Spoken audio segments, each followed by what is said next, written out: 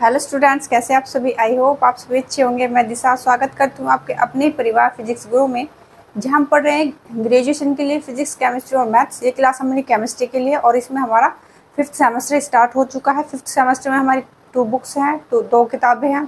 तो हम कौन सी पहली किताब पढ़ रहे हैं, ऑर्गेनिक सिंथेसिस ए, और इसकी यूनिट 2 हमारी चल रही है केमिस्ट्री ऑफ एल्कीन्स। तो आज इसमें हमारा टॉपिक है ओजोनोलाइसिस। ओजोनोलाइसिस, तो when ozone is bubbled through the solution of alkene in an inert solvent जैसे कि CH2, Cl2, CCl4 etc. at a low temperature 196 to 200 Kelvin, it add to alkenes to form the unstable intermediate called monoozonides. These intermediates then form the more stable ozonides. This reaction involving addition of ozone to alkene is called ozonolization. अब इसी चीज़ को हम ये समझते चलेंगे, ये क्या है, क्या लिखा है। तो हम कोई भी एल्कीन ले लेते हैं, कोई भी एल्कीन ले ली, जैसे एग्जाम्पल के लिए। अब आप इसे समझोगे ना तो आपको ये पूरा क्लियर हो जाएगा, ठीक है। तो हमने कोई एल्कीन ले ली। एल्कीन क्या होती है? जिसमें डबल बॉन्ड हो। तो उसमें से हम कोई भी एल्कीन ले लेंगे। हमने क्या ले ली है? ये एल्कीन ले ली, क्या? इथाइलिन। इसमें किसका एडिशन कराएंगे हम? ओजोन का, ठीक है। तो एल्कीन में ओजोन का एडिशन ही क्या कहलाता है? ओजोनोलाइसिस। ये क्या कहलाता है हमारा? ओजोनोलाइसिस। एक बार और बता दूं, एल्कीन में ओजोन का एडिशन क्या कहलाता है? ओजोनोलाइसिस। तो क्या कराते हैं? इसका एडिशन कराते हैं किसकी प्रेजेंस में? इनर्ट सॉल्वेंट, जैसे कि CH2Cl2 ले लिया, ये ले लिया हमने इनर्ट सॉल्वेंट CH2Cl2। तो हमारा देखो क्या बनेगा यहाँ। अब देखो ये बॉन्ड टूट के ये O3 हमारा क्या हो जाएगा? यहाँ जुड़ जाएगा, ठीक है। जोड़ दो CH2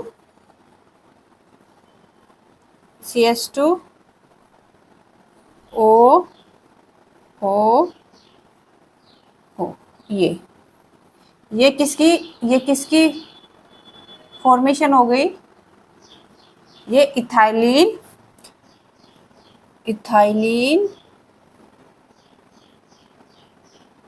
मोल ओजोनाइड, इथाइलिन मोल ओजोनाइड्स, ठीक है। किसकी फॉर्मेशन हो गई? Ethylene molozonide. ये क्या है? ये यहाँ पे ये भी लिख लेना कितना टेम्परेचर लेना है। लो टेम्परेचर लेना है 196 to 200 केल्विन। इतना कितना लेना है हमें? इतना टेम्परेचर लेना है। ओजोन लेना है, एल्कीन लेनी है, ओजोन को ऐड करना है, और प्रेजेंस किसकी लेनी है? इनर्ट सॉल्वेंट की CH2Cl2, और एट ए लो टेम्परेचर कितना रखना है? इतना रखना है। कितना? 196 से 200 केल्विन तक। तो हमारे पास किसकी फॉर्मेशन हो जाएगी? इथाइलिन मोल ओजोनाइड। ये हमारे पास क्या होता है? ये हमारे पास अनस्टेबल होता है। ये हमारे पास अनस्टेबल होता है। तो अल्टीमेटली हमारे पास ये क्या होता है? अनस्टेबल। तो अल्टीमेटली हमारे पास किसकी फॉर्मेशन हो जाती है? ओजोनाइड्स की। इथाइलिन, यहाँ CH2 O ये हमारे किसकी फॉर्मेशन हो गई? इथाइलिन ओजोनाइड्स,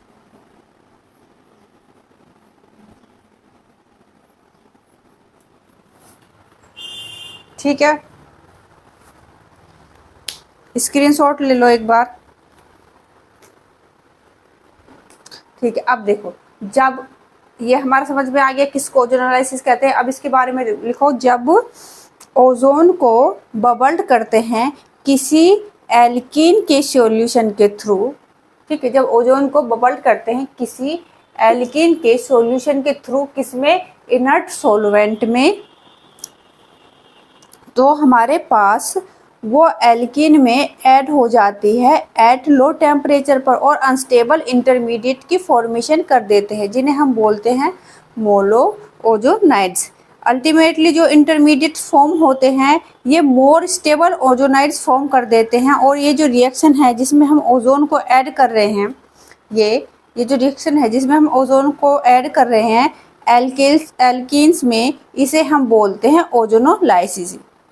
बेसिकली हमारे पास जो ओजोनाइड फॉर्म्स करते हैं वो भी क्या होते हैं, अनस्टेबल होते हैं और एक्सक्लूसिव कंपाउंड होते हैं। इसी कारण हम इन्हें आइसोलेट नहीं कर सकते, लेकिन हम इन्हें डिकम्पोज कर सकते हैं इन CO2 में कार्बोनिल कंपाउंड्स फॉर्म करने के लिए। इल CO2 का मतलब क्या होता है, रिएक्शन मिक्सचर। तो हमारे पास इसे डिकम्पोजिशन करने के लिए दो कॉमन मेथड होते हैं, एक होता है रिडक्टिव मेथड, रिडक्टिव क्लाइवेज, और दूसरा होता है ऑक्सीडेशन क्लाइवेज। तो आप एक बार इसका स्क्रीनशॉट ले लो, फिर क्या पढ़ते हैं, रिडक्टिव क्लीवेज पढ़ते हैं। अब देखो रिडक्टिव क्लाइवेज।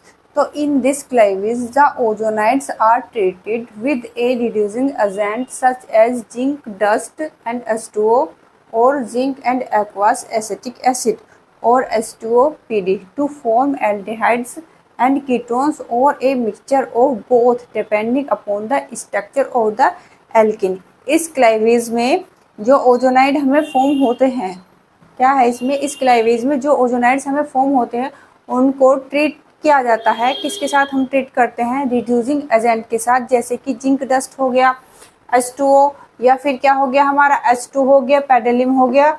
तो इनसे हमें क्या मिलते हैं, क्या फॉर्म होते हैं, एल्डिहाइड और कीटोन्स, और इन दोनों का मिक्सचर भी क्या हो सकता है, बन सकता है। ये किस पर डिपेंड करता है, ये एल्कीन के स्ट्रक्चर पर डिपेंड करता है कि एल्कीन का स्ट्रक्चर कैसा है। समझ में आ गया। जो ओजोनाइड्स हमें फॉर्म होते हैं, ठीक है, जो ओजोनाइड हमें फॉर्म होते हैं उनको हम ट्रीट करते हैं किसके साथ, रिड्यूसिंग एजेंट के साथ, जैसे कि जिंक डस्ट हो गया, H2 हो गया, H2 पेडालियम हो गया, और इनसे हमें क्या मिलते हैं, एल्डिहाइड एंड कीटोन्स प्राप्त होते हैं, और इनका मिक्सचर भी हमें मिल सकता है। ये किस पर डिपेंड करता है, ये स्ट्रक्चर पर डिपेंड करता है। किसके स्ट्रक्चर पर, एल्कीन के स्ट्रक्चर पर डिपेंड करता है। जैसे हम यहाँ एल्कीन ले लेते हैं, यहाँ एग्जाम्पल पे एग्जाम्पल लो, लिखो। तो यहाँ एल्कीन ले लेंगे हम, क्या, ethylene CH2 double bond CH2, तो क्या फिर O3 ऐड करेंगे, CH2 प्रेजेंस किसकी लेंगे, CH2 Cl2। टेम्परेचर कितना होगा, 196 से 200 केल्विन। ये जो अभी हमने पहले एग्जाम्पल में पढ़ी थी ओजोनोलाइसिस में, ये वही है, कोई नई नहीं है, ये वही है यहाँ तक। तो अभी तो यहाँ हमारा क्या बनता, मोल ओजोनाइड्स बनता। यहाँ मैं सीधे क्या बना देती हूँ, ओजोनाइड्स बनाती हूँ। डायरेक्ट क्या लिख दिया मैंने, यहाँ ओजोनाइड्स लिख दिया। अब जो मैं लिखूंगी, ठीक है, पहले वाली है सेम, तो यहाँ लिख देती हूँ ओजोनाइड्स CH2 ये क्या हो गया हमारा, इथाइलिन ओजोनाइड्स, इथाइलिन ओजोनाइड। फिर क्या करेंगे, फिर ये वाला प्रोसेस चलेगा, क्योंकि ओजोनाइड मिल गए हमें, तो ओजोनाइड को ट्रीट करते हैं किसके साथ, रिड्यूसिंग एजेंट के साथ। यहाँ ले लेते हैं हम रिड्यूसिंग एजेंट, क्या है, जिंक H2O। तो यहाँ क्या होगा, जो हमारा ZnO है वो हो जाएगा, बाहर निकल जाएगा। ठीक है, क्या हो जाएगा, ZnO बाहर निकल जाएगा। ये ऐसे ऐसे से ब्रेक कर दो बॉन्ड को, क्लेविज कर दो, ये हो गया ऐसे बॉन्ड, ये दिख रहा है ना, ये क्लीवेज हो गया। और जो ZnO है ये हमारा क्या हो गया, बाहर हो गया। तो हमें किसकी फॉर्मेशन हो जाएगी, 2HCH double bond O, methanol. ये हमारा बन गया मैथेनॉल। कॉमन नेम क्या होगा इसका, फॉर्मलडेहाइड।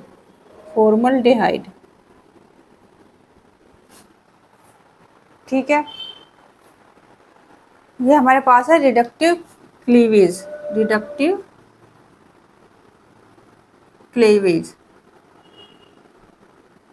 CLEA मैं इधर लिख देती हूँ, CLEAVAGE माइनस ZnO बाहर। स्क्रीनशॉट ले लो, एक और एग्जाम्पल देखते हैं फिर।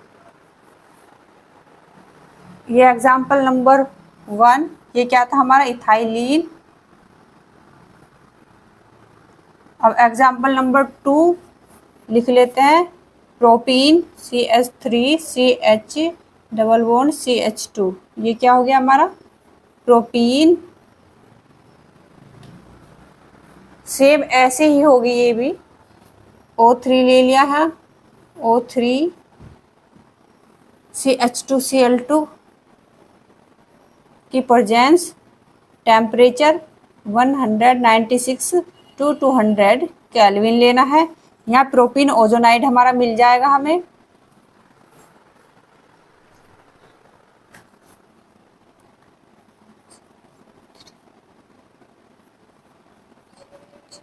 CH3CH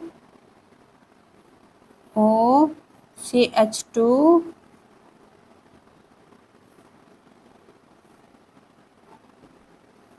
ये हमारा बन गया ओजोनाइड्स, प्रोपीन ओजोनाइड्स। प्रोपीन ओजोनाइड्स।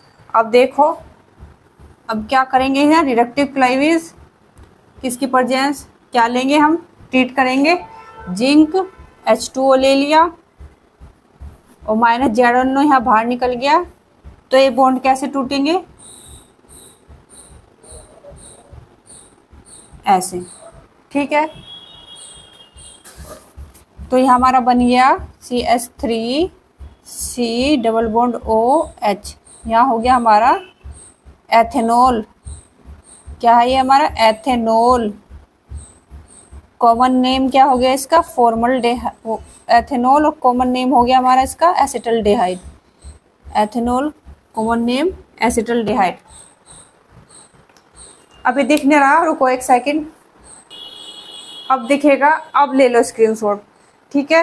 ये यहाँ से है सेकंड वाला एग्जाम्पल, जो समझ में ना आ रहा हो इधर से ये सेकंड वाला एग्जाम्पल, इसमें हमने प्रोपीन ली थी, उसमें इथाइलिन लिया है। करना सेम ऐसे ही है जैसे हमने पहले वाली में ओजोनोलाइसिस वाली में देखा था। पहले हम क्या बनाएंगे, ओजोनाइड बनाएंगे, फिर ओजोनाइड को ट्रीट करेंगे, ZnH2O ले लेंगे, इसका रिडक्टिव क्लाइवेज होगा, यहाँ ये बॉन्ड यहाँ टूट जाएंगे, क्लीवेज हो जाएंगे, फिर क्या मिल जाएगा हमें, एथेनॉल एसिटल्डेहाइड। यहाँ मिला हमें फॉर्मल्डेहाइड। स्क्रीनशॉट ले लो। तो हमने अभी देखी क्या, रिडक्टिव क्लाइवेज। रिडक्टिव क्लाइवेज देखिए, इसमें क्या करते हैं हम, ओजोनाइड्स को ट्रीट करते हैं रिड्यूसिंग एजेंट के साथ, जैसे कि जिंक डस्ट ले लिया, H2O ले लिया, और ठीक है H2 ले लिया, पेंडेलियम ले लिया, तो इससे हमें क्या फॉर्म होते हैं, एल्डिहाइड, कीटोन्स या उनके मिक्सचर, कुछ भी डिपेंड हो कुछ भी मिल सकता है, वो डिपेंड करता है एल्किन के स्ट्रक्चर पर, ठीक है। तो ऐसे ही हमारे पास एल्किन स्ट्रक्चर कैसा है, इसी तरीके से ओजोनाइड को हम रिड्यूस करने का, ठीक है, इसी तरीके से ओजोनाइड जो है उसको रिड्यूस करने का हमारे पास एक और तरीका है। क्या तरीका है, ओजोनाइड को जब हम ट्रीट करते हैं किसके साथ, ओजोनाइड्स को, एक तरीका तो यह है रिड्यूस करने का, ओजोनाइड्स को ट्रीट करने का, रिड्यूस करने का एक और तरीका है, जब हम क्या करते हैं, ओजोनाइड को ट्रीट करते हैं किसके साथ, डाईमिथाइल सल्फाइड के साथ, तो हमें क्या मिलता है, तो हमें सेम ही क्या प्रोसीजर देखने को मिलता है। यानी कि इस केस में भी सेम प्रोसीजर क्या मिलता है, जब हम डाईमिथाइल सल्फाइड लेते हैं तो यही प्रोसेस हमें क्या मिलता है, देखने को मिलता है। यानी कि इस केस में भी हमारे पास क्या बन जाएगा, सेम यही बनेंगे हमारे पास, फॉर्मल्डेहाइड और एसिटल्डेहाइड। तो एक बार क्या डाईमिथाइल सल्फाइड भी लेके देख लेते हैं, ठीक है। तो देखो, ये क्या सल्फाइड के साथ, डाईमिथाइल सल्फाइड के साथ इसको क्या करा जाता है, ट्रीट किया जाता है। ये हमने ये है हमारा ओजोनाइड, ये ओजोनाइड, ये हमारा डाईमिथाइल सल्फाइड, डाईमिथाइल सल्फाइड। तो इसमें हमारे क्या बन गए, एल्डेहाइड, ये मिल गए हमें एल्डेहाइड्स। और साथ ही ये क्या है, DMSO, ये क्या है, DMSO डाईमिथाइल सल्फाइड। स्क्रीनशॉट ले लो एक बार।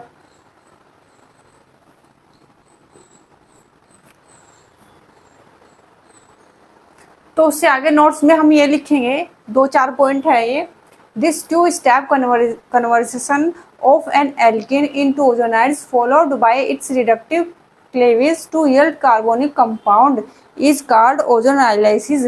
यानी कि हमारे जो ये 2 स्टेप कन्वर्सेशन देखी है एल्कीन की, ठीक है, अभी जो देखी हमने मोल ओजोनाइड्स बनाए थे और उससे क्या बना था, हमारा ओजोनाइड्स बना था, जिसमें हमारे पास हम ओजोनाइड को रिडक्टिव क्लेवेज कराते हैं और हमारे पास कार्बोनिल कंपाउंड फॉर्म हो जाते हैं, इसे हम बोलते हैं ओजोनोलाइसिस।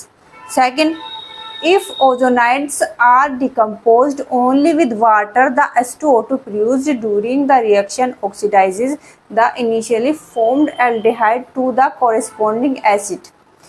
अगर हम ओजोनाइड्स को डिकम्पोज करते हैं सिर्फ वाटर के साथ, तो जो H2O2 प्रोड्यूस्ड होता है रिएक्शन, वो हमारे पास इनिशियली जो एल्डिहाइड फॉर्म होंगे उन्हें ऑक्सीडाइज कर देगा कोरेस्पोंडिंग एसिड में।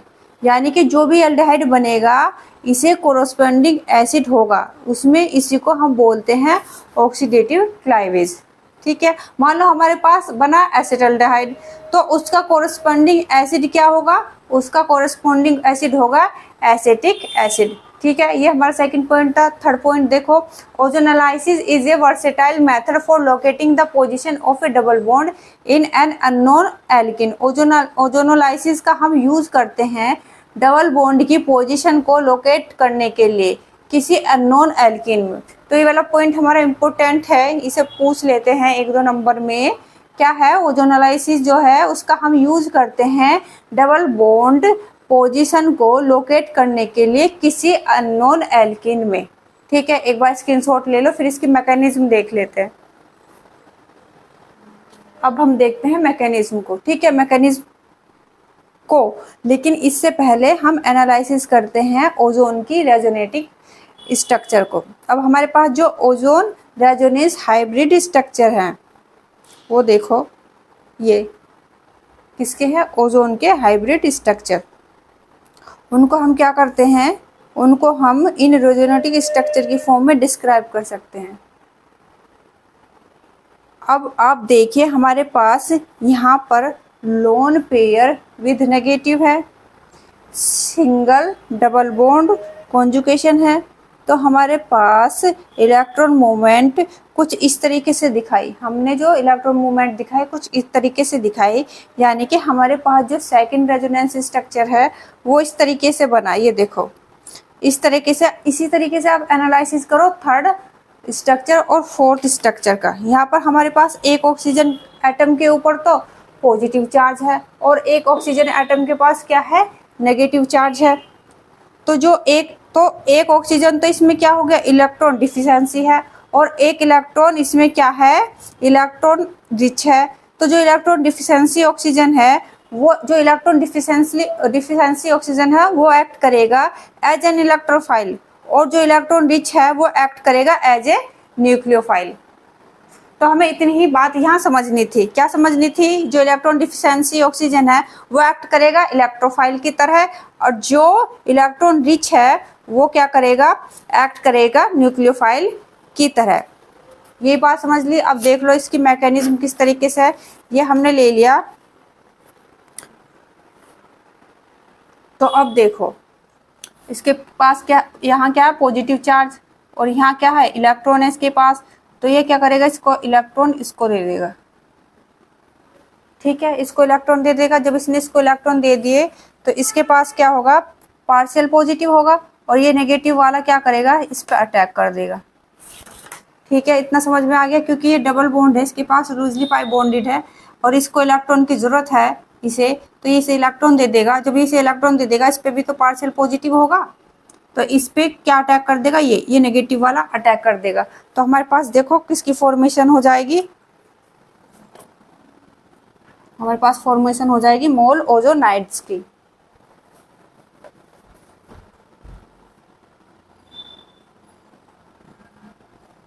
ये हमारे पास फॉर्मेशन होगी मोल ओजोनाइड्स की।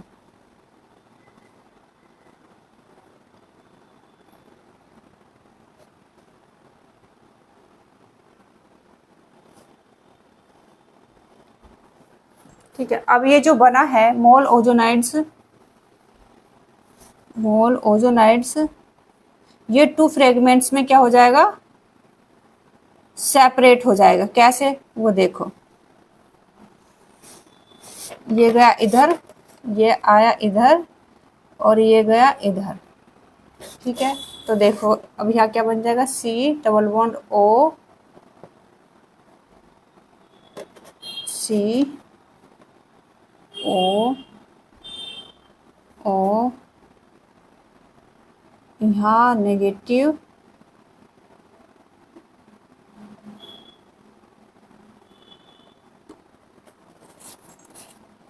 अब देखो इसके बाद ये हमारा ये बन गया।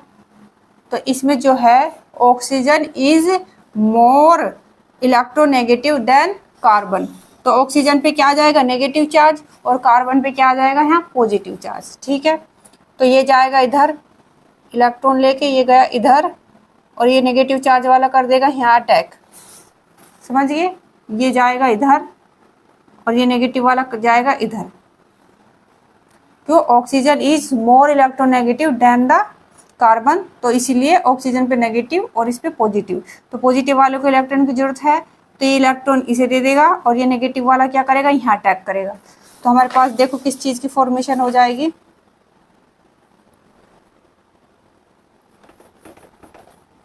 C O C O O, ये बन गया हमारे पास ओजोनाइड्स। ठीक है, ये इसके मैकेनिज्म थे, एक बार स्क्रीनशॉट ले लो। तो हमारे यूनिट सेकंड में 2-4 टॉपिक और बच रहे हैं, क्योंकि ये यूनिट सेकंड हमारी काफ़ी बड़ी है, तो हो जाएगी कंप्लीट इस हफ्ते, शायद 1 हफ्ता और लगेगा ये यूनिट सेकंड कंप्लीट होने में। तो ओजोन एनालिसिस आपको क्लियर हुआ होगा। आज के लिए इतना ही, थैंक यू।